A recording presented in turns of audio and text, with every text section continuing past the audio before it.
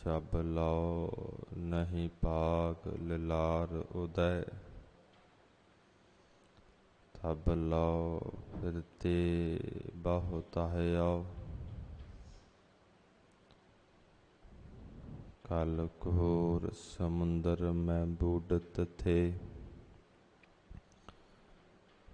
कब हूँ मिट है नहीं रे पछतायो। तात विचार यह मथुरा, जग तारन को अवतार बनायो।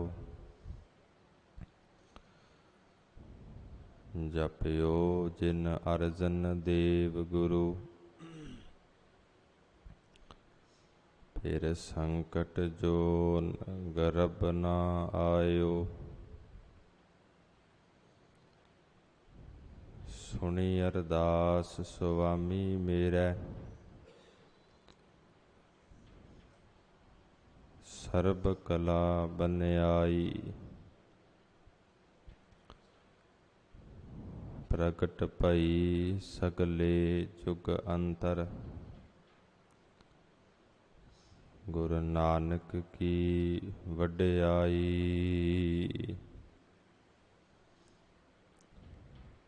सो कहो टल गुर सेवियै, अहनिस सहज सुभाए। दर्शन परसे गुरु कै, जन्म मरण दुख जाए। दर्शन परसे गुरु कै, जन्म मरण दुख जाए।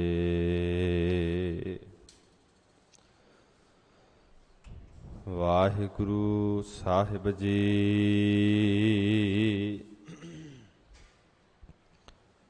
मारू महला पंजवा। अल्लाह अगम खुदाई बंदे,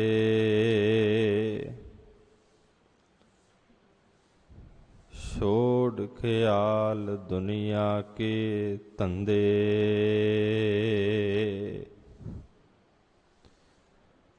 हुए पै खाक फकीर मुसाफर, इहो दरवेश कबूल दरा।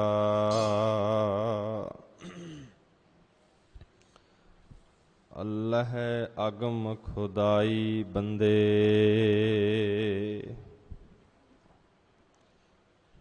वाहिगुरु जी का खालसा वाहिगुरु जी की फतेह। राजान राज पानान पान, देवान देव उपमा महान। कुल कैनात दे रहबर, दसां पातशाहियां दी जगदी जोत। दया दे सुमे,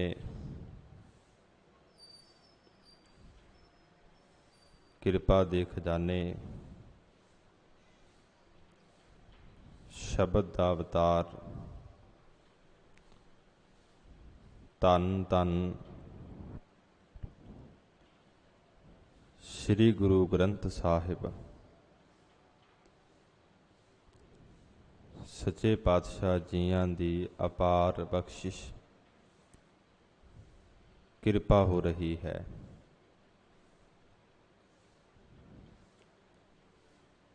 महाराज जियां दे बचन हन, वड भागी हर संगत पावहे। भागहीन भ्रम चोटां खावहे। ਵੱਡਿਆਂ ਭਾਗਾਂ ਵਾਲੇ ਗੁਰਸਿੱਖ ਮਾਈ ਭਾਈ ਗੁਰੂ ਕੀ ਸੰਗਤ ਕਰ ਰਹੇ ਨੇ। ਜਿੱਥੇ ਗੁਰੂ ਕੀ ਸੰਗਤ ਕਰਕੇ ਨਿਤਨੇਮ ਦੀਆਂ ਬਾਣੀਆਂ ਆਪ ਸੰਗਤਾਂ ਨੇ ਸੁਣੀਆਂ ਹਨ।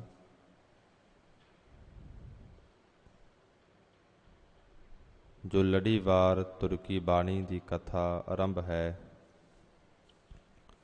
ਉਸ ਦਾ ਸਮਾਂ ਹੋਇਆ ਹੈ। ਜਿੱਥੇ ਗੁਰੂ ਅਰਜਨ ਸਾਹਿਬ ਮਹਾਰਾਜ ਜੀ ਨੇ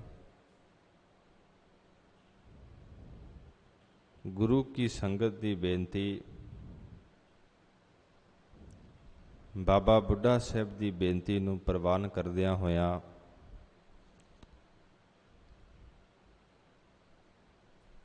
ਸਹੰਸਰਨਾਮੇ ਮਾਰੂ ਸੋਹਲਿਆਂ ਦੇ ਅੰਦਰ ਸ਼ਬਦ ਜਿਹੜਾ ਹੈ ਉਚਾਰਨ ਕੀਤਾ ਹੈ। ਬਾਬਾ ਬੁੱਢਾ ਸਾਹਿਬ ਨੇ ਬੇਨਤੀ ਕੀਤੀ, ਮਹਾਰਾਜ ਜਿਵੇਂ ਸਨਾਤਨ ਮਤ ਦੇ ਵੈਸ਼ਨਵ ਵਿਸ਼ਨ ਸਹੰਸਰਨਾਮੇ ਨੂੰ ਪੜ੍ਹ ਕੇ ਬਹੁਤ ਵੱਡਾ ਲਾਭ ਸਮਝਦੇ ਹਨ, ਆਪ ਜੀ ਕਿਰਪਾ ਕਰੋ ਐਸੀ ਬਾਣੀ ਉਚਾਰੋ ਜਿਸ ਨੂੰ ਪੜ੍ਹ ਕੇ ਬਹੁਤ ਵੱਡਾ ਲਾਭ ਪ੍ਰਾਪਤ ਹੋਵੇ। ਫਿਰ ਮਹਾਰਾਜ ਜੀ ਨੇ 21 ਪੌੜੀਆਂ ਵਾਲਾ 21 ਪਦਿਆਂ ਵਾਲਾ ਸ਼ਬਦ ਉਚਾਰਨ ਕੀਤਾ। ਪੁਰਾਤਨ ਗੁਰਸਿੱਖ ਇਸ਼ਨਾਨ ਕਰਨ ਤੋਂ ਬਾਅਦ ਇਸ ਬਾਣੀ ਦਾ ਜਾਪ ਕਰਿਆ ਕਰਦੇ ਸਨ। ਉਸ ਤੋਂ ਬਾਅਦ ਨਿਤਨੇਮ ਦੀਆਂ ਬਾਣੀਆਂ ਸ਼ੁਰੂ ਕਰਿਆ ਕਰਦੇ ਸਨ। ਗਰੀਬ ਨਿਵਾਜ਼ ਧੰਨ ਗੁਰੂ ਗ੍ਰੰਥ ਸਾਹਿਬ ਸੱਚੇ ਪਾਤਸ਼ਾਹ ਜਿਵੇਂ ਸਾਡੇ ਤੇ ਕਿਰਪਾ ਕਰ ਰਹੇ ਨੇ, ਬਖਸ਼ਿਸ਼ ਕਰ ਰਹੇ ਨੇ, ਆਓ ਲੜੀਵਾਰ ਕਥਾ ਨੂੰ ਸੁਣਨਾ ਕਰੀਏ, ਰਸਨਾ ਨੂੰ ਕਰੀਏ ਪਵਿੱਤਰ। ਆਖੋ ਜੀ ਸਤਨਾਮ ਵਾਹਿਗੁਰੂ ਸਾਹਿਬ ਜੀ। ਮਾਰੂ ਮਹੱਲਾ ਪੰਜਵਾ। ਮਾਰੂ ਰਾਗ ਦੇ ਅੰਦਰ ਪੰਚਮ ਪਾਤਸ਼ਾਹ ਗੁਰੂ ਅਰਜਨ ਦੇਵ ਮਹਾਰਾਜ ਸ਼ਬਦ ਉਚਾਰਨ ਕਰਦੇ ਨੇ। ਅੱਲ੍ਹ ਅਗਮ ਖੁਦ। ਇੱਕ ਕਾਜ਼ੀ ਆਉਂਦਾ ਹੈ। ਪਹਿਲਾਂ ਪੀਰ ਮੀਆਂ ਮੀਰ ਨੂੰ ਮਿਲਦਾ ਹੈ, ਵਿਚਾਰ ਕਰਦਾ ਹੈ, ਹਿਰਦਾ ਬੜਾ ਖੁਸ਼ ਹੁੰਦਾ ਹੈ। ਪੀਰ ਮੀਆਂ ਮੀਰ ਜੀ ਆਖਣ ਲੱਗੇ, ਕਾਜੀ ਜੀ, ਜੇ ਤੁਸੀਂ ਅੱਲਾ ਦੀ ਪ੍ਰਾਪਤੀ ਕਰਨਾ ਚਾਹੁੰਦੇ ਹੋ, ਗੁਰੂ ਅਰਜਨ ਸਾਹਿਬ ਮਹਾਰਾਜ ਦੇ ਪਾਸ ਜਾਓ। ਮਹਾਰਾਜ ਜੀਆਂ ਦੇ ਪਾਸੋਂ ਪਰਮਾਤਮਾ ਦੇ ਘਰ ਦੇ ਬਾਰੇ ਪੁੱਛਣਾ ਕਰੋ। ਗੁਰੂ ਅਰਜਨ ਦੇਵ ਮਹਾਰਾਜ ਗੁਰੂ ਕੀ ਨਗਰੀ ਵਿਖੇ ਬਿਰਾਜ ਰਹੇ ਨੇ। ਇਹ ਕਾਜ਼ੀ ਆਉਂਦਾ ਹੈ, ਮੱਥਾ ਟੇਕਦਾ ਹੈ। ਇਸਨੇ ਕੁਝ ਸਵਾਲ ਵੀ ਕੀਤੇ ਨੇ ਕਿ ਮਹਾਰਾਜ ਇਸ ਸੰਸਾਰ ਦੇ ਅੰਦਰ ਕਿਹੜੇ ਕਰਤੱਵ ਕਰਨੇ ਚਾਹੀਦੇ ਨੇ, ਕਿਹੜੇ ਯੋਗ ਹਨ। ਦੂਸਰਾ ਸਵਾਲ, ਅੱਲਾ ਦੀ ਪ੍ਰਾਪਤੀ ਕਿਵੇਂ ਹੋਵੇ,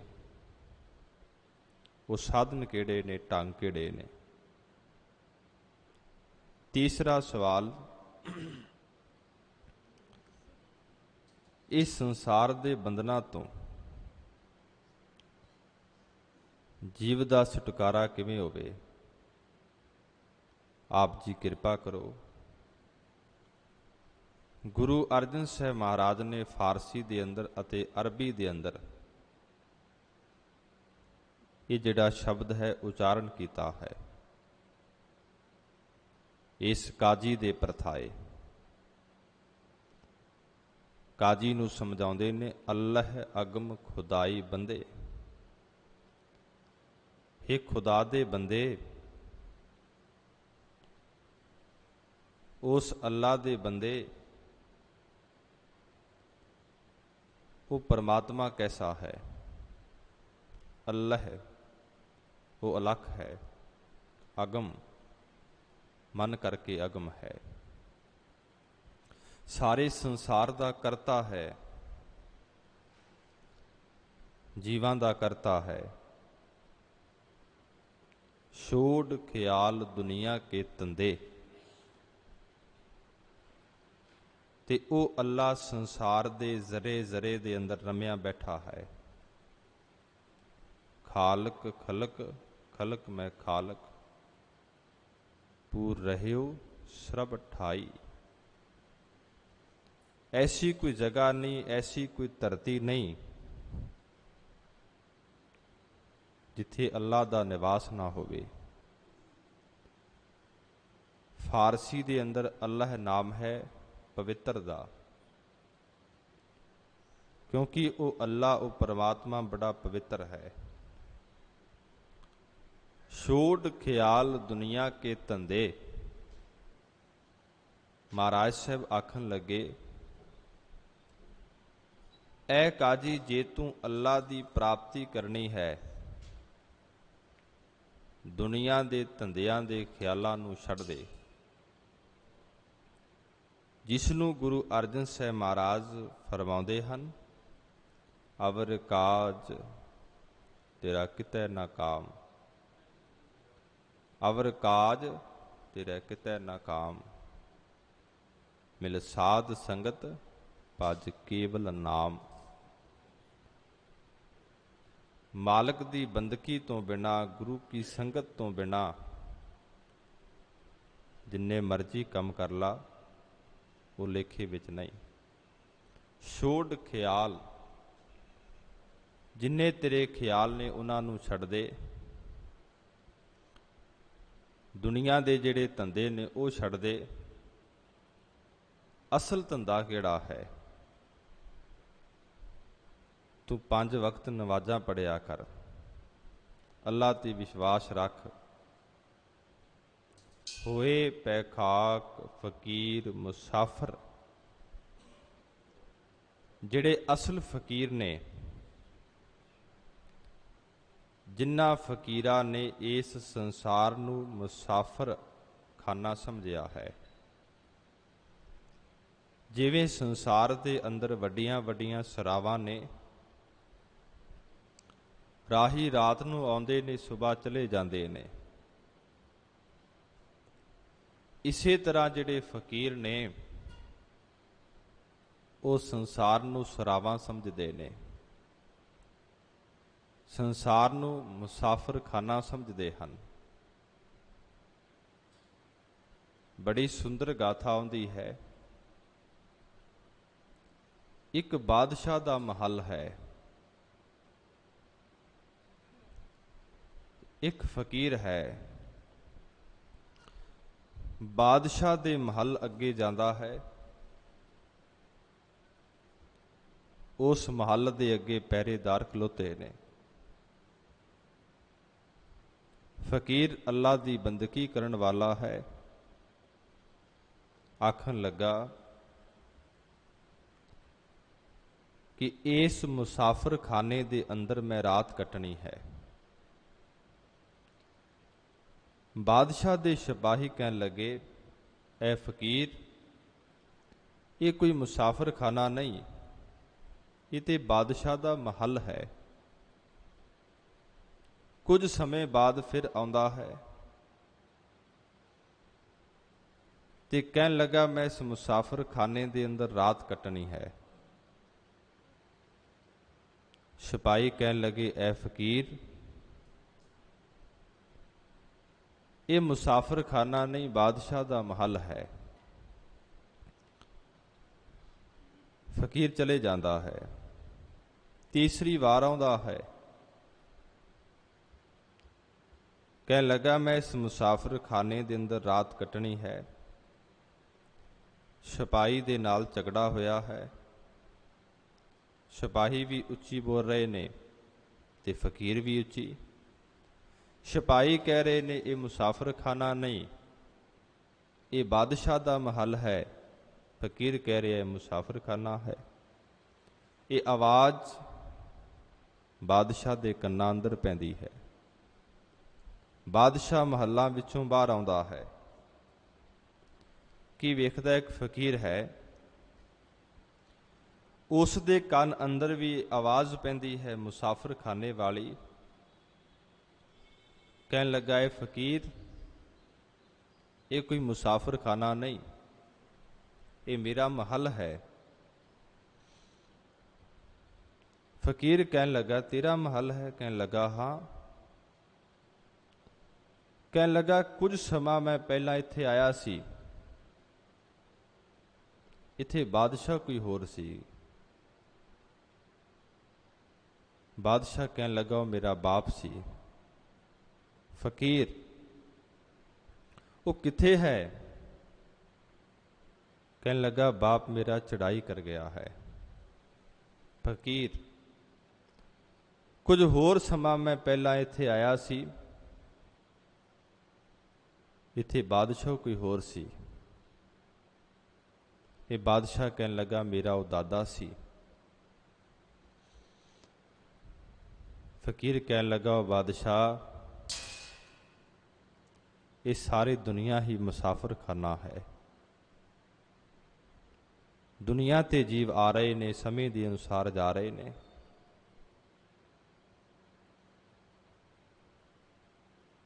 ਭਾਵੇਂ ਕੋਈ ਬਾਦਸ਼ਾਹ ਹੈ, ਭਾਵੇਂ ਕੋਈ ਗਰੀਬ ਹੈ, ਇਸ ਦੁਨੀਆ ਤੋਂ ਕੂਚ ਕਰ ਰਹੇ ਨੇ। ਬਾਦਸ਼ਾਹ ਦੇ ਹੱਥ ਜੁੜ ਗਏ ਕਿ ਜੋ ਫਕੀਰ ਨੇ ਕਿਹਾ ਹੈ ਠੀਕ ਹੈ, ਇਹ ਸਾਰੀ ਦੁਨੀਆ ਹੀ ਮੁਸਾਫਰਖਾਨਾ ਹੈ। ਪਰ ਗੁਰੂ ਅਰਜਨ ਸਾਹਿਬ ਮਹਾਰਾਜ ਕਹਿਣ ਲੱਗੇ, ਕਾਜੀ, ਹੋਏ ਪੈ ਖਾਕ, ਫਕੀਰ ਮੁਸਾਫਰ। ਜਿਹੜੇ ਅਸਲ ਫਕੀਰ ਨੇ, ਜਿਨ੍ਹਾਂ ਨੇ ਸੰਸਾਰ ਨੂੰ ਮੁਸਾਫਰਖਾਨਾ ਸਮਝਿਆ ਹੈ। ਜਿਸ ਤਰ੍ਹਾਂ ਸੰਸਾਰ ਦੇ ਅੰਦਰ, ਘਰਾਂ ਦੇ ਅੰਦਰ ਪ੍ਰਾਹੁਣੇ ਆਉਂਦੇ ਨੇ, ਰਾਤ ਨੂੰ ਆਉਂਦੇ ਨੇ, ਦਿਨੇ ਚਲੇ ਜਾਂਦੇ ਨੇ, ਇਸੇ ਤਰ੍ਹਾਂ ਗੁਰੂ ਅਰਜਨ ਸਾਹਿਬ ਮਹਾਰਾਜ ਸਾਹਿਬ ਕਹਿੰਦੇ, ਉਹਨਾਂ ਫਕੀਰਾਂ ਨੇ ਆਪਣੇ ਆਪ ਨੂੰ ਪ੍ਰਾਹੁਣੇ ਸਮਝਿਆ ਹੈ। ਕਿ ਕਦੋਂ ਉਸ ਅੱਲਾ ਦਾ ਸੱਦਾ ਆ ਜਾਵੇ ਤੇ ਦੁਨੀਆ ਤੋਂ ਜਾਣਾ ਪੈ ਜਾਵੇ। ਐਸੇ ਜਿਹੜੇ ਫਕੀਰ ਨੇ, ਹੋਏ ਪੈ ਖਾਕ, ਉਹਨਾਂ ਫਕੀਰਾਂ ਦੇ ਪੈ ਨਾਮ ਹੈ ਪੈਰਾਂ ਦੀ, ਖਾਕ ਨਾਮ ਹੈ ਚਰਨ ਧੂੜੀ ਦਾ।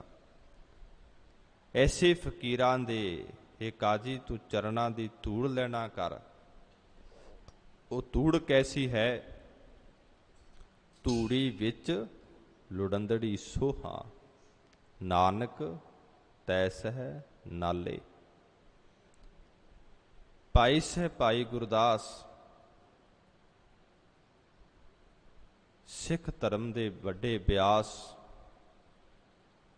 ਉਹ ਲਿਖਦੇ ਹਨ, ਤੱਪੜ ਝਾੜ ਵਿਛਾਏ ਧੂੜੀ ਨਾਇਆ।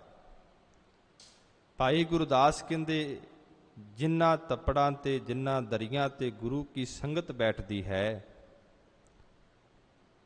ਗੁਰੂ ਕੇ ਸਿੱਖਾ ਉਹਨਾਂ ਨੂੰ ਝਾੜ ਤੇ ਉਸ ਚਰਨ ਧੂੜੀ ਦੇ ਨਾਲ ਤੂੰ ਇਸ਼ਨਾਨ ਕਰ। ਚਰਨ ਧੂੜੀ ਦੀ ਕਿੰਨੀ ਮਹਾਨਤਾ ਹੈ। ਗੁਰੂ ਗੋਬਿੰਦ ਸਿੰਘ ਮਹਾਰਾਜ ਜੀ ਦੇ ਅਨੰਨ ਸਿੱਖ ਨੇ, ਜਿੱਥੇ ਮਹਾਨ ਸੇਵਾਦਾਰ, ਮਹਾਨ ਨਿਮਰਤਾ ਦੇ ਸੋਮੇ, ਉੱਥੇ ਮਹਾਨ ਵਿਦਵਾਨ ਵੀ ਸਨ। ਭਾਈ ਸਾਹਿਬ ਭਾਈ ਨੰਦ ਲਾਲ। ਕਲਗੀਧਰ ਮਹਾਰਾਜ ਭਾਈ ਨੰਦ ਲਾਲ ਤੇ ਬੜੇ ਤੁੱਠੇ ਨੇ। ਭਾਈ ਨੰਦ ਲਾਲ ਕੁਝ ਤੇ ਮੰਗ, ਤੀਸਰੀ ਵਾਰ ਕਹਿੰਦੇ ਭਾਈ ਨੰਦ ਲਾਲ ਨੇ ਇੱਕ ਦਾਤ ਮੰਗੀ ਹੈ। ਕਲਗੀਧਰ ਮਹਾਰਾਜ, ਜੇ ਮੇਰੇ ਤੇ ਤੁੱਠੇ ਹੋ, ਜਿਨ ਬੀਥਕਾ ਨਾਮ ਹੈ ਗਲੀਆਂ ਦਾ, ਜਿਨ੍ਹਾਂ ਗਲੀਆਂ ਦੇ ਵਿੱਚੋਂ ਆਪ ਜੀ ਦੀ ਸੰਗਤ ਲੰਘ ਕੇ ਆਉਂਦੀ ਹੈ, ਉਸ ਗਲੀਆਂ ਦੀ ਚਰਨ ਧੂੜ ਮੈਨੂੰ ਬਣਾਉਣਾ ਕਰ, ਜਾਂ ਚਰਨ ਧੂੜ ਮੈਨੂੰ ਬਖਸ਼ਿਸ਼ ਕਰ। ਇਹ ਦਾਤ ਭਾਈ ਨੰਦ ਲਾਲ ਨੇ ਮੰਗੀ ਹੈ। ਤੇ ਮਹਾਰਾਜ ਸਾਹਿਬ ਕਹਿੰਦੇ, ਕਾਜੀ ਐਸੇ ਜਿਹੜੇ ਫਕੀਰ ਨੇ, ਉਹਨਾਂ ਦੀ ਚਰਨ ਧੂੜੀ ਨੂੰ ਲੈਣਾ ਕਰ। ਮਾਗ ਮੱਜਨ ਸੰਗ ਸਾਧੂਆ, ਧੂੜੀ ਕਰ ਇਸ਼ਨਾਨ। ਹਰ ਕਾ ਨਾਮ ਧਿਆਏ ਸੁਣ, ਸਭਨਾ ਨੋ ਕਰ ਦਾਨ। ਪਹਿਲੀ ਉਦਾਹਰਨ ਕਿ ਬੰਦਗੀ ਕਰਨ ਵਾਲੇ ਫਕੀਰਾਂ ਦੇ ਚਰਨਾਂ ਦੀ ਖਾਕ ਅੰਦਰ ਇਸ਼ਨਾਨ ਕਰ। ਇਸ਼ਨਾਨ ਤੋਂ ਬਾਅਦ ਹਰ ਕਾ ਨਾਮ ਧਿਆਏ ਸੁਣ, ਉਸ ਹਰੀ ਦੇ ਨਾਮ ਨੂੰ ਧਿਆ, ਹਰੀ ਦੇ ਨਾਮ ਨੂੰ ਸੁਣ। ਇਸੇ ਤਰ੍ਹਾਂ ਉਸ ਅੱਲਾ ਦੇ ਨਾਮ ਨੂੰ ਸੁਣ ਤੇ ਅੱਲਾ ਦੇ ਨਾਮ ਨੂੰ ਧਿਆ, ਅਤੇ ਸਾਰਿਆਂ ਨੂੰ ਦਾਨ ਕਰਨਾ ਕਰ। ਗੁਰੂ ਅਰਜਨ ਸਾਹਿਬ ਮਹਾਰਾਜ ਕਹਿੰਦੇ, ਜਿਹੜੇ ਐਸੇ ਮਾਰਗ ਤੇ ਚੱਲਦੇ ਨੇ, ਸੱਚੇ ਮਾਰਗ ਚਲਦਿਆਂ ਉਸਤਤ ਕਰੇ ਜਹਾਨ। ਭਾਵੇਂ ਉਹ ਮੁਸਲਮਾਨ ਵੀ ਕਿਉਂ ਨਾ ਹੋਵੇ, ਹਿੰਦੂ ਵੀ ਕਿਉਂ ਨਾ ਹੋਵੇ, ਸਿੱਖ ਵੀ ਕਿਉਂ ਨਾ ਹੋਵੇ,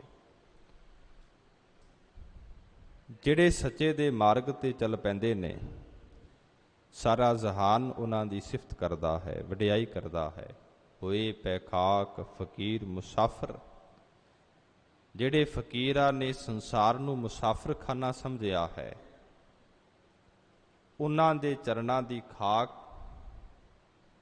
ਇਹ ਕਾਜੀ ਤੂੰ ਲੈਣਾ ਕਰ।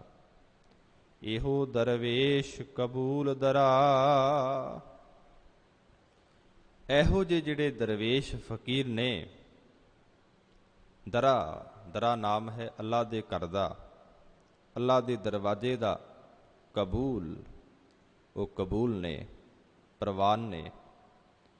ਜੇ ਤੂੰ ਵੀ ਐਸੇ ਫਕੀਰਾਂ ਦੇ ਚਰਨਾਂ ਦੀ ਖਾਕ ਲਵੇਂਗਾ, ਇਹੋ ਦਰਵੇਸ਼ ਕਬੂਲ ਦਰਾ, ਫਿਰ ਤੇਰੀ ਵੀ ਕੀਤੀ ਹੋਈ ਕਾਲਨਾ ਉਸ ਅੱਲਾ ਦੇ ਦਰ ਤੇ ਕਬੂਲ ਪ੍ਰਵਾਨ ਹੋ ਜਾਵੇਗੀ। ਸੱਚ ਯਕੀਨ ਸੱਚ ਨਿਵਾਜ, ਯਕੀਨ ਮੁਸੱਲਾ। ਹੁਣ ਮਹਾਰਾਜ ਸਾਹਿਬ ਇਸ ਕਾਜ਼ੀ ਨੂੰ ਮੁਸਲਮਾਨ ਧਰਮ ਦੇ ਅੰਦਰ ਹੀ ਸਿੱਖਿਆ ਦੇ ਰਹੇ ਨੇ ਕਿ ਵੇਖ ਕਾਜੀ, ਸੱਚ, ਹਮੇਸ਼ਾ ਸੱਚ ਬੋਲਣਾ ਹੈ। ਜਿਹੜਾ ਸੱਚ ਬੋਲਣਾ ਹੈ, ਨਵਾਜ਼, ਇਹ ਨਵਾਜ਼ ਪੜ੍ਹਨਾ ਕਰ। ਯਕੀਨ, ਜਿਹੜਾ ਉਸ ਅੱਲਾ ਤੇ ਯਕੀਨ ਭਰੋਸਾ ਰੱਖਣਾ ਹੈ, ਵਿਸ਼ਵਾਸ ਰੱਖਣਾ ਹੈ। ਮੁਸੱਲਾ, ਮੁਸਲਮਾਨ ਵੀਰ ਜਦੋਂ ਨਵਾਜ਼ ਪੜ੍ਹਦੇ ਨੇ, ਮੁਸੱਲਾ ਵਿਛਾਉਂਦੇ ਨੇ, ਇਹ ਕੱਪੜਾ ਹੁੰਦਾ ਹੈ। ਜਿਹੜਾ ਉਸ ਅੱਲਾ ਤੇ ਵਿਸ਼ਵਾਸ ਰੱਖਣਾ ਹੈ, ਇਹ ਮੁਸੱਲਾ ਆਪਣੇ ਹੇਠਾਂ ਵਿਛਾਉਣਾ ਕਰ। ਭਰੋਸਾ, ਵਿਸ਼ਵਾਸ ਇੱਕ ਬਹੁਤ ਵੱਡੀ ਚੀਜ਼ ਹੈ। ਮੁਸਲਮਾਨ ਧਰਮ ਨੂੰ ਪੜ੍ਹੀਏ। ਇੱਕ ਮੁਸਲਮਾਨ ਬਾਦਸ਼ਾਹ ਬਿਮਾਰ ਹੋ ਜਾਂਦਾ ਹੈ।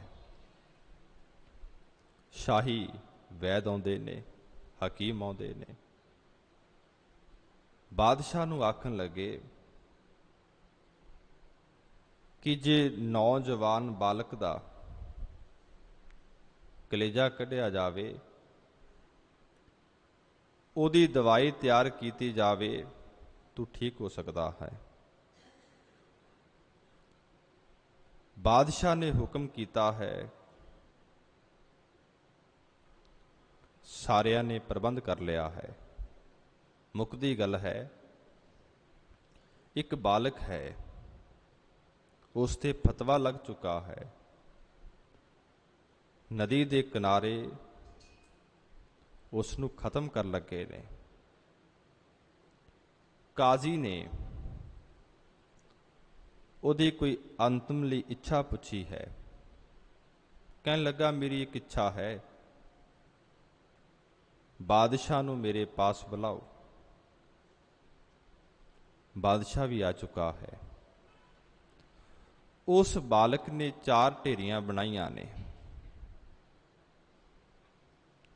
ਬਾਦਸ਼ਾਹ ਵੇਖ ਰਿਹਾ ਹੈ, ਜਲਾਦ ਵੇਖ ਰਿਹਾ ਹੈ, ਕਾਜ਼ੀ ਵੇਖ ਰਿਹਾ ਹੈ, ਬੜੇ ਲੋਕ ਵੇਖ ਰਹੇ ਨੇ। ਉਸਨੇ ਪਹਿਲੀ ਢੇਰੀ ਵੀ ਢਾਹ ਦਿੱਤੀ ਹੈ, ਦੂਸਰੀ ਵੀ ਢਾਹ ਦਿੱਤੀ ਹੈ, ਤੀਸਰੀ ਵੀ ਢਾਹ ਦਿੱਤੀ ਹੈ, ਚੌਥੀ ਨਹੀਂ ਢਾਈ। ਬਾਦਸ਼ਾਹ ਇਸ ਬਾਲਕ ਨੂੰ ਪੁੱਛਦਾ ਹੈ,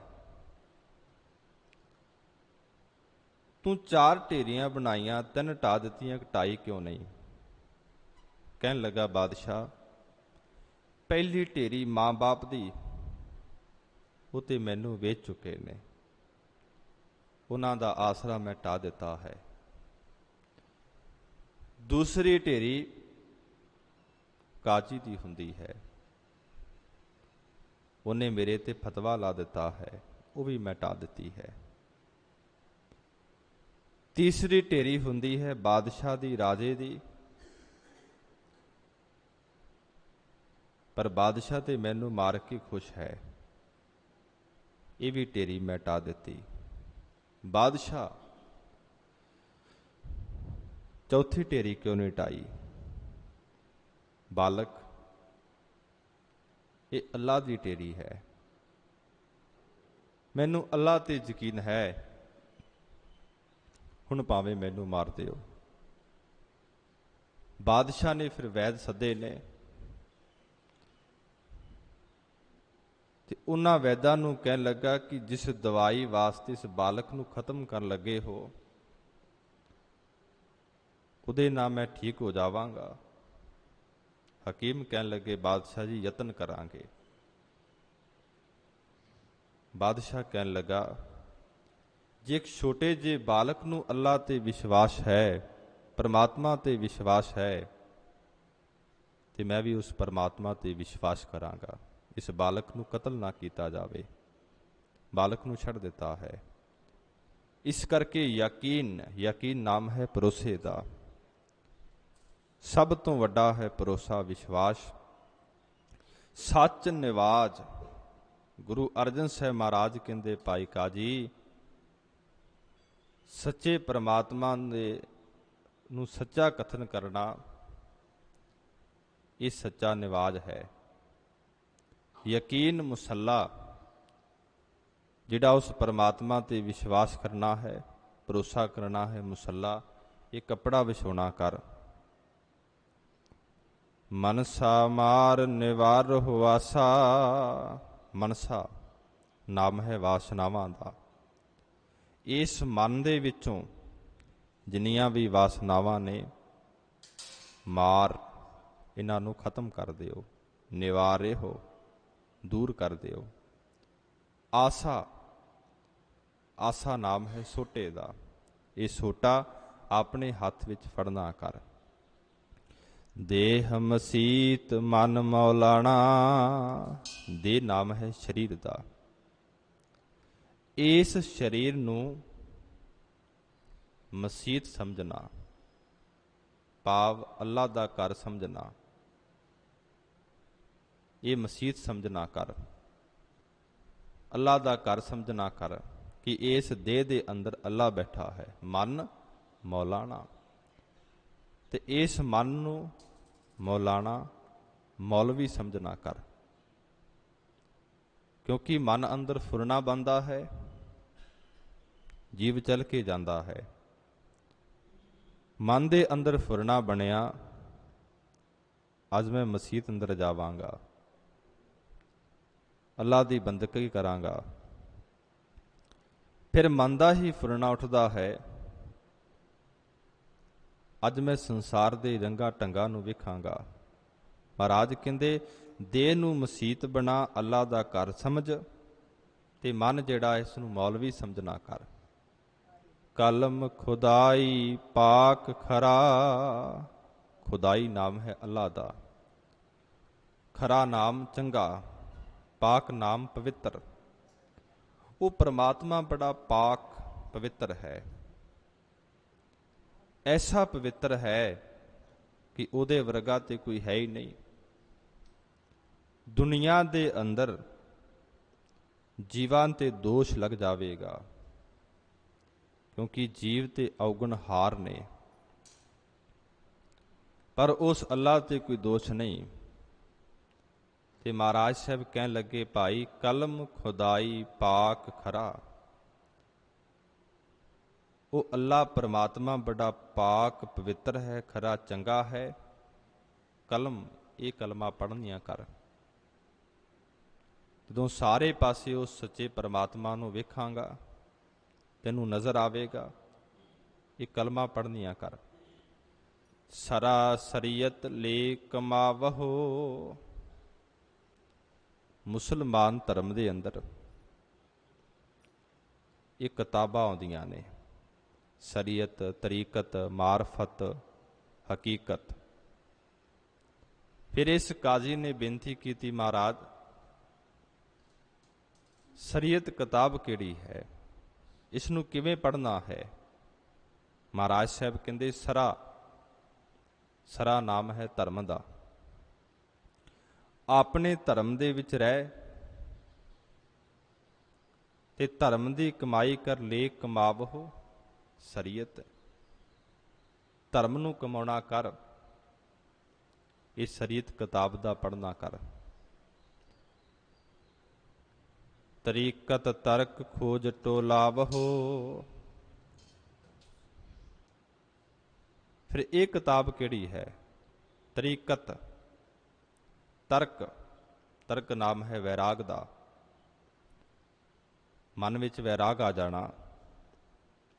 ਖੋਜ, ਉਸ ਪਰਮਾਤਮਾ ਨੂੰ ਲੱਭਣਾ। ਟੁਲਾਵਹੋ, ਟਲਾਉਣਾ।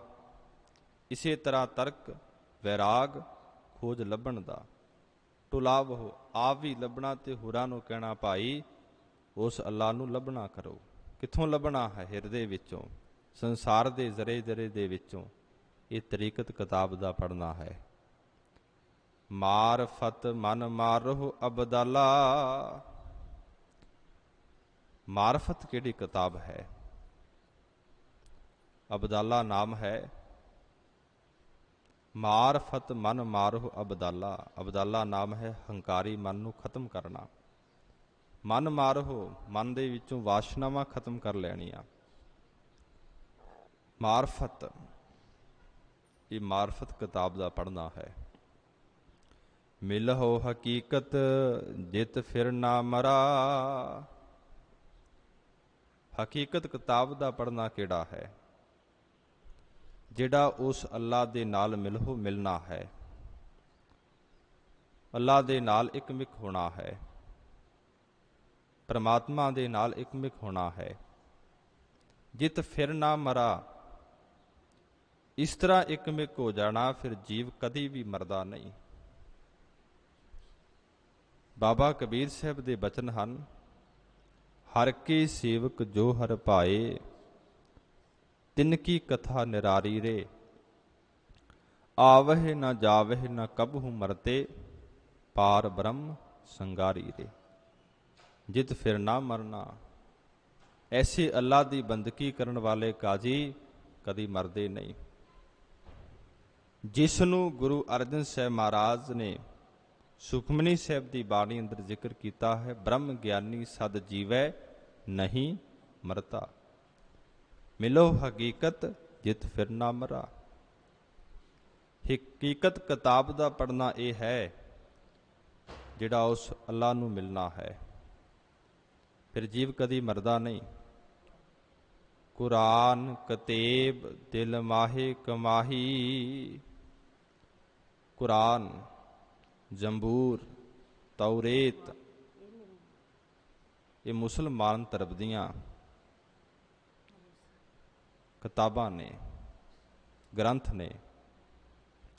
ਇਹਨਾਂ ਦੇ ਵਿੱਚ ਦੱਸਿਆ ਗਿਆ ਹੈ ਕਿ ਅੱਲਾਹ ਦੀ ਬੰਦਗੀ ਕਿਵੇਂ ਕਰਨੀ ਹੈ। ਦਿਲ ਮਾਹੇ ਕਮਾਹੀ। ਮਹਾਰਾਜ ਸਾਹਿਬ ਕਹਿੰਦੇ ਜਿਹੜੇ ਹਿਰਦੇ ਦੇ ਅੰਦਰ ਅੱਲਾਹ ਦੀ ਕਮਾਈ ਕਰਨੀ ਹੈ, ਨਾਮ ਦੀ ਕਮਾਈ ਕਰਨੀ ਹੈ, ਇਹ ਕੁਰਾਨ ਦਾ ਪੜ੍ਹਨਾ ਹੈ, ਇਹ ਤੌਰੇਤ ਦਾ ਪੜ੍ਹਨਾ ਹੈ, ਇਹ ਜ਼ਬੂਰ ਦਾ ਪੜ੍ਹਨਾ ਹੈ, ਇਹ ਕਿਤਾਬਾਂ ਦਾ ਪੜ੍ਹਨਾ ਹੈ। 10 ਔਰਾਤ ਰੱਖੋ ਬਦਰਾਹੀ। 10 ਔਰਾਤ, ਔਰਾਤ ਨਾਮ ਹੈ ਔਰਤਾਂ ਦਾ। 10 ਔਰਤਾਂ ਕਿਹੜੀਆਂ ਨੇ? 5 ਗਿਆਨ ਇੰਦਰੇ, 5 ਕਰਮ ਇੰਦਰੇ। ਬਦ ਖੋਟਿਆਂ ਦਾ, ਰਾਹੀ ਨਾਮ ਰਾਹ ਦਾ। ਇਹਨਾਂ 10 ਇੰਦਰੀਆਂ ਨੂੰ ਖੋਟੇ ਰਾਹ ਵਾਲੇ ਪਾਸੋਂ ਰੱਖੋ, ਰੋਕ ਕਰਕੇ ਰੱਖਣਾ ਕਰੋ। 5 ਮਰਦ ਸਿਦਕ ਲੈ ਬਾਧਹੁ। ਸਿਦਕ, ਉਸ ਅੱਲਾਹ ਤੇ ਵਿਸ਼ਵਾਸ ਰੱਖਣਾ। 5 ਮਰਦ, 5 ਵੱਡੇ ਕਿਹੜੇ? ਕਾਮਾਦਿਕ ਨੇ। ਕਾਮ, ਕ੍ਰੋਧ, ਲੋਭ, ਮੋਹ, ਹੰਕਾਰ। ਮਰਦ, ਇਹਨਾਂ ਨੂੰ ਮਲ ਦਿਓ, ਮਰਦ ਇਹਨਾਂ ਨੂੰ ਖਤਮ ਕਰ ਦਿਓ। ਸਿਦਕ ਲੈ ਬਾਧਹੁ। ਗੁਰੂ ਅਰਜਨ ਸਾਹਿਬ ਮਹਾਰਾਜ ਕਹਿਣ ਲੱਗੇ, ਕਾਜੀ ਆਪਣੇ ਹਿਰਦੇ ਦੇ ਅੰਦਰ ਜਿਹੜਾ ਸਿਦਕ ਹੈ ਉਸ ਨੂੰ ਰੱਖਣਾ ਕਰ। ਸਿਦਕ ਨੂੰ ਆਪਣੇ ਹਿਰਦੇ ਰੂਪੀ ਪੱਲੇ ਨਾਲ ਬਾਧਹੁ ਬੰਨਣਾ ਕਰ। ਖੈਰ ਸਬੂਰੀ ਕਬੂਲ ਪਰਾ। ਸੰਤੋਖ ਦੀ ਖੈਰ ਭਿਖਿਆ ਮੰਗਣੀ ਕਰ। ਖੈਰ ਨਾਮ ਹੈ ਭਿਖਿਆ ਦਾ, ਜਿਸ ਨੂੰ ਗੁਰੂ ਨਾਨਕ ਸਾਹਿਬ ਆਖਦੇ ਨੇ ਮੁੰਦਾ ਕਿ ਅਸਲ ਭਿਖਿਆ ਕਿਹੜੀ ਹੈ? ਸੰਤੋਖ ਦੀ ਭਿਖਿਆ ਹੈ। ਸਬੂਰੀ ਕਬੂਲ ਪਰਾ। ਜਿਸ ਮਨੁੱਖ ਨੇ ਵਕਾਰ ਖਤਮ ਕਰ ਦਿੱਤੇ ਨੇ, ਇੰਦਰੀਆਂ ਨੂੰ ਜਿੱਤ ਲਿਆ ਹੈ, ਤੇ ਗੁਰੂ ਅਰਜਨ ਸਾਹਿਬ ਮਹਾਰਾਜ ਕਹਿੰਦੇ ਕਬੂਲ ਪਰਾ, ਉਹ ਪ੍ਰਮਾਤਮਾ ਦੇ ਘਰ ਅੰਦਰ ਪ੍ਰਵਾਨ ਹੋ ਜਾਂਦਾ ਹੈ, ਉਹਦੀ ਸਾਧਨਾ ਪ੍ਰਵਾਨ ਹੋ ਜਾਂਦੀ ਹੈ। ਮੱਕਾ ਮਿਹਰ ਰੋਜਾ ਪੈ ਖਾਕਾ। ਮੱਕਾ ਮਿਹਰ, ਮਹਾਰਾਜ ਕਹਿੰਦੇ ਕਾਜੀ ਜੀਵਾਂ ਤੇ ਦਇਆ ਕਰ, ਮਿਹਰ ਕਰ, ਇਹਨੂੰ ਮੱਕਾ ਸਮਝਣਾ ਕਰ। ਮੁਸਲਮਾਨ ਧਰਮ ਦੇ ਅੰਦਰ ਇੱਕ ਰਹਿਬਾਂ ਦਾ ਜ਼ਿਕਰ ਆਉਂਦਾ ਹੈ, ਬੜੀ ਭਜਨੀਕ ਔਰਤ ਹੈ। ਮੱਕੇ ਦੇ ਦੀਦਾਰਿਆਂ ਵਾਸਤੇ, ਦਰਸ਼ਨ ਵਾਸਤੇ ਜਾ ਰਹੀ ਹੈ। ਅਜੇ ਮੱਕਾ 60 ਕੋਹ ਤੇ ਹੈ। ਇੱਕ ਖੂਹ ਦੇ ਕੋਲ ਕੁੱਤੀ ਜਿਹੜੀ ਹੈ ਪਾਣੀ ਤੋਂ ਬਿਨਾਂ ਤੜਫ ਰਹੀ ਹੈ। ਉਸ ਰਹਿਬਾ ਨਾਮੇ ਲੜਕੀ ਨੇ ਆਪਣੇ ਕੇਸ ਪੁੱਟੇ ਨੇ, ਉਹਦੀ ਰੱਸੀ ਬਣਾਈ ਹੈ, ਆਪਣੀ ਚੁੰਨੀ ਨੂੰ, ਦੁਪੱਟੇ ਨੂੰ ਖੂਹ ਦੇ ਅੰਦਰ ਵਾਲਾਂ ਦੀ, ਕੇਸਾਂ ਦੀ ਰੱਸੀ ਨਾਲ ਬੰਨ੍ਹ ਕੇ ਪਾਣੀ ਅੰਦਰ ਸੁੱਟਿਆ ਹੈ। ਉਹ ਪਾਣੀ ਕੁੱਤੀ ਨੂੰ ਪਿਆਇਆ ਹੈ। ਤੇ 60 ਕੋਹ ਮੱਕਾ ਸੀ ਤੇ ਮੱਕਾ ਕੋਲੇ ਆ ਗਿਆ ਹੈ। 60 ਕੋਸ ਮੱਕਾ ਮਿਲਿਓ, ਦੇਖ ਦਇਆ ਕੇ ਕਾਮ। ਸਭ ਤੋਂ ਵੱਡੀ ਦਇਆ ਹੈ।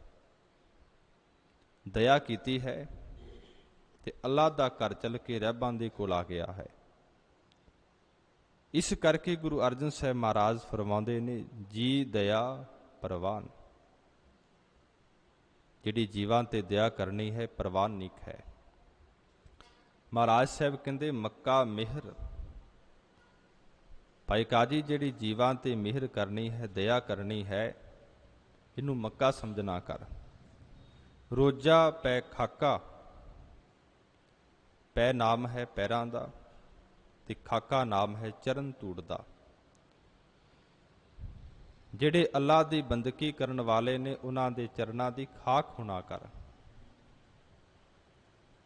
ਇਹਨਾਂ ਨੂੰ ਰੋਜਾ ਸਮਝਣਾ ਕਰ। ਭਿਸਤ ਪੀਰ ਲਫਜ਼ ਕਮਾਏ ਅੰਦਾਜ਼ਾ। ਪੀਰ ਨਾਮ ਹੈ ਪੂਜਨਿਕ ਦਾ। ਪੂਜਨਿਕ ਕੌਣ ਹੈ? ਪਰਮਾਤਮਾ। ਤੇ ਲਫ਼ਜ਼ ਇਹ ਫਾਰਸੀ ਦਾ ਸ਼ਬਦ ਹੈ। ਲਫ਼ਜ਼ ਆਖਦੇ ਨੇ ਬਚਨਾਂ ਨੂੰ। ਪੀਰ ਉਸ ਅੱਲਾ ਦੇ, ਪਰਮਾਤਮਾ ਦੇ, ਅੱਲਾ ਤਾਲਾ ਦੇ ਜਿਹੜੇ ਬੋਲ ਹਨ, ਬਚਨ ਹਨ, ਕਮਾਏ, ਉਹਦੀ ਕਮਾਈ ਕਰਨਾ ਕਰ। ਫਿਰ ਕੀ ਹੋਵੇਗਾ? ਪਿਸਤ, ਤੈਨੂੰ ਬਹਿਸਤ ਦੀ ਪ੍ਰਾਪਤੀ ਹੋਵੇਗੀ। ਹੂਰ ਨੂਰ ਮੁਸਕ ਖੁਦਾਇਆ, ਬੰਦਗੀ ਅੱਲ੍ਹ ਆਲਾ ਹੁਜਰਾ। ਫਿਰ ਇਸ ਕਾਜੀ ਨੇ ਦੋ ਪ੍ਰਸ਼ਨ ਕੀਤੇ ਨੇ। ਉਸ ਪਰਮਾਤਮਾ ਦਾ ਨੂਰ ਕੈਸਾ ਹੈ? ਉਹ ਪਰਮਾਤਮਾ ਕਿੱਥੇ ਕਿੱਥੇ ਹੈ? ਫਿਰ ਮਹਾਰਾਜ ਸਾਹਿਬ ਕਹਿੰਦੇ ਹੂਰ ਨੂਰ ਮੁਸ਼ਕ ਖੁਦਾਇਆ। ਉਹ ਪਰਮਾਤਮਾ ਦਾ ਨੂਰ ਸਾਰੇ ਪਾਸੇ ਪਰਿਪੂਰਨ ਹੈ। ਉਸ ਪਰਮਾਤਮਾ ਨੂੰ ਸਾਰੇ ਪਾਸੇ ਨਜ਼ਰ ਕਰਨਾ ਇਹ ਹੂਰ ਹੈ। ਉਹਦੀ ਬੰਦਗੀ ਕਰਨੀ। ਫਿਰ ਮਹਾਰਾਜ ਕਹਿੰਦੇ ਬੰਦਗੀ ਅੱਲ੍ਹ ਆਲਾ ਹੁਜਰਾ। ਉਸ ਅੱਲਾ ਦੀ ਜਿਹੜੀ ਬੰਦਗੀ ਕਰਨੀ ਹੈ, ਆਲਾ ਨਾਮ ਹੈ ਘਰ ਦਾ। ਮੁਸਲਮਾਨ ਵੀਰ ਜਦੋਂ ਮਸਜਿਦ ਦੇ ਅੰਦਰ ਜਾਂਦੇ ਨੇ ਤੇ ਮਸਜਿਦ ਦੇ ਅੰਦਰ ਇੱਕ ਆਲਾ ਬਣਿਆ ਹੁੰਦਾ ਹੈ ਕੰਧ ਦੇ ਅੰਦਰ, ਉਸ ਨੂੰ ਹੁਜਰਾ ਆਖਦੇ ਨੇ। ਉਸ ਨੂੰ ਅੱਲਾ ਸਮਝਦੇ ਹਨ। ਤੇ ਗੁਰੂ ਅਰਜਨ ਸਾਹਿਬ ਮਹਾਰਾਜ ਕਹਿਣ ਲੱਗੇ ਕਾਜੀ ਤੂੰ ਵੀ ਇਸੇ ਤਰ੍ਹਾਂ ਕਰ, ਤੈਨੂੰ ਵੀ ਆਲਾ ਪਰਮਾਤਮਾ ਦੇ ਘਰ ਦੀ ਪ੍ਰਾਪਤੀ ਹੋਵੇਗੀ। ਸਤਿਗੁਰੂ ਗਰੀਬ ਨਿਵਾਜ ਕਿਰਪਾ ਕਰਨ। ਕਥਾ ਵਿਚਾਰ ਕਰਦਿਆਂ ਤੋਂ ਹੋਈਆਂ ਬੇਅੰਤ ਭੁੱਲਾਂ ਚੁੱਕਾਂ ਦੀ ਖਿਮਾ ਅੱਗੇ ਤੋਂ ਸਮਤ ਬਖਸ਼ਣੀ ਜੀ। ਮੱਕਾ ਮਿਹਰ ਰੋਜਾ ਪੈ ਖਾਕਾ, ਪਿਸਤ ਪੀਰ ਲਫ਼ਜ਼ ਕਮਾਏ ਅੰਦਾਜ਼ਾ। ਹੂਰ ਨੂਰ ਮੁਸਕ ਖੁਦਾਇਆ, ਬੰਦਗੀ ਅੱਲ੍ਹ ਆਲਾ ਹੁਜਰਾ। ਵਾਹਿਗੁਰੂ ਜੀ ਕਾ ਖਾਲਸਾ, ਵਾਹਿਗੁਰੂ ਜੀ ਕੀ ਫਤਿਹ।